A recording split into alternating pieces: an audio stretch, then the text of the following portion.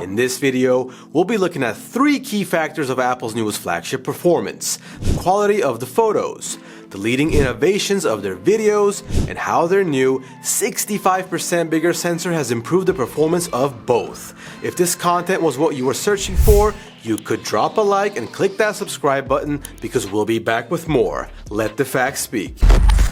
So, beautiful day out as we managed to catch the sun this time around. If it's possible though, I'd like to pause the video right here and take a second to crop into the church. Now, let's crop into the tree. Lots of detail due to extra sharpness on the 14 Pro and not so much on the Galaxy. This is gonna be an important point, so let's write that down and move on. It's a common trait of iPhones to take sharper photos, but at the same time, they can sometimes have lesser and duller colors, like here. It looks fine on both, don't get me wrong, but my choice will be the S22 Ultra here because it just looks more vibrant and punchy. Then you have this photo, and the iPhone just looks better because the complexion of the Galaxy S22 Ultra is just too dark due to the extra contrast, and you can see the detail loss in my jeans and the top right corner of the photo. There's definitely a preference factor between the two. Punchy and lively photos, or less colors with more detail. Leave a comment letting me know for future videos. There's another good example right here, as the color of my jacket and the red color of the pole are really different in the two photos. I feel like the iPhone's footage could be really good for editing later on because the amount of detail in it is actually insane. But for the average user, is that really what you need? Would you like your cat to look like the one on the left or the one on the right? I would like him to look like the one on the left, as he looks so much more fluffier and softer. Yeah, that's my cat by the way, and his name is Irish. I live with him in this neighborhood, and both cameras have done a unique job in portraying this marvelous architecture. Check out the amazing detail on the iPhone compared to the Galaxy, but at the same time, don't you also think that the iPhone's image is just a bit dark? Here's a further away shot of the same scene for you to have a better understanding of what I mean.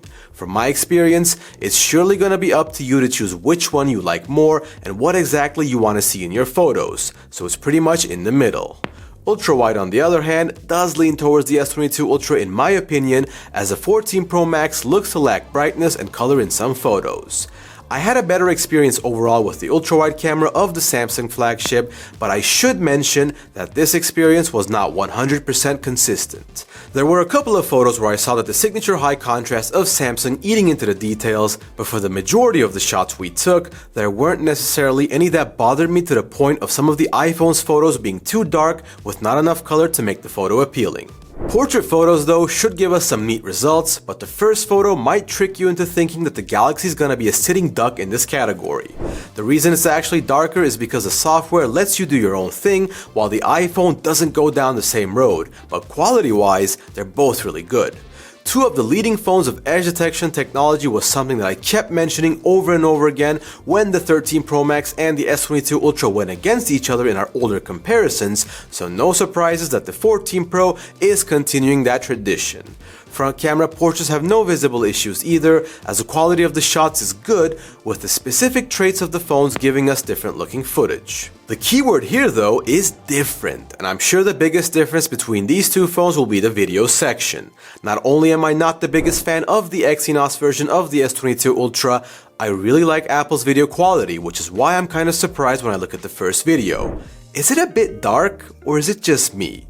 Nevertheless, no one can deny that iPhones have the most detail in their videos out of pretty much all the phones out there, as their software is just too good at tuning down bright lights and reflections so that visuals are not blown out due to sunlight or other factors.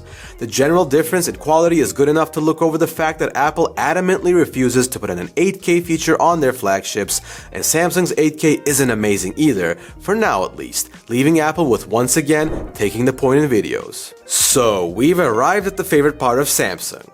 Or is it? New day, new game guys. Maybe the 14 Pro will show us some tricks. Interestingly enough, both devices have 3 times optical zoom. When you get to that 3 times, they both look okay. But when you move on to 4 times, and even 5 times after that, the iPhone looks to be way better. 10 times zoom will naturally go the way of Samsung due to their optical zoom, but the iPhone continues to look fine when at this point it will usually fall apart on their previous versions. 15 times is the max zoom of the iPhone. 30 times of the Galaxy looks just great as we crop into the iPhone footage here, as well as 100 times going the way of the Galaxy. That was kind of surprising. Not only did the Galaxy not have a huge advantage over the iPhone's results were actually quite nice compared to their older versions. Samsung is still ahead here, but it's scary to say that Apple is catching up even in Samsung's strongest area, but it still does have some ways to go in other areas like the front camera.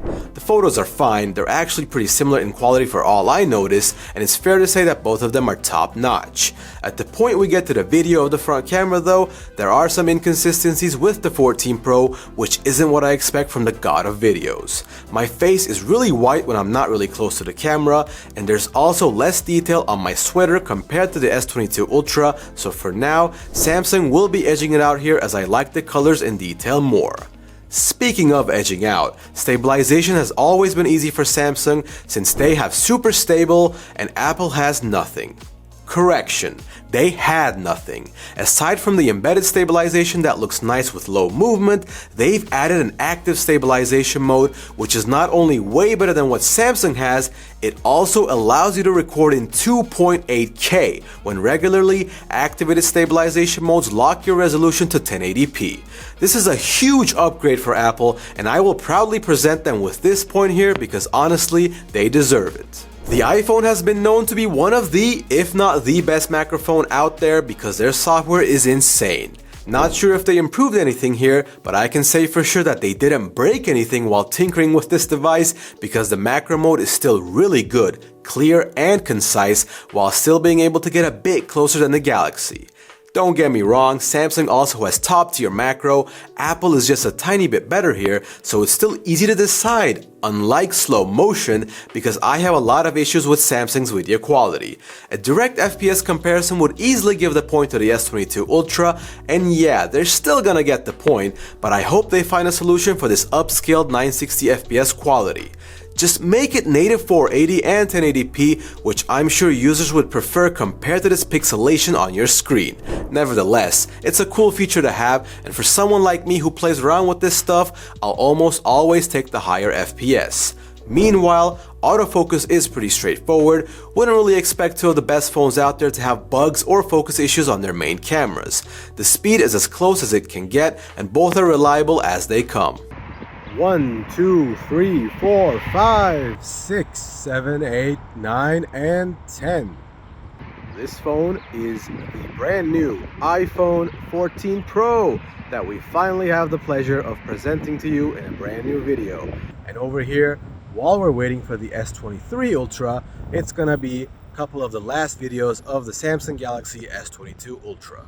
I'm not a big fan of the quality of the mic of the 14 Pro. The noise cancelling isn't there and you can hear too much from the background. Not only that, I wouldn't say it's super high quality either. The mic of the S22 Ultra sounds better and also has better dimming of the background noise, so they'll take this point as we finish it up with night footage. There are big differences between the two, but I don't see those differences breaking the balance towards one phone or the other. I will admit that I prefer the 14 Pro's photos a bit more for the most part, and it's a pleasant surprise because the 13 Pro Max's night footage wasn't pleasing in our many comparisons. A lot of reviewers weren't sure if Apple would be able to find a solution for the white balance issues that their photos often had at night, and from what I've seen, they have made some solid improvements.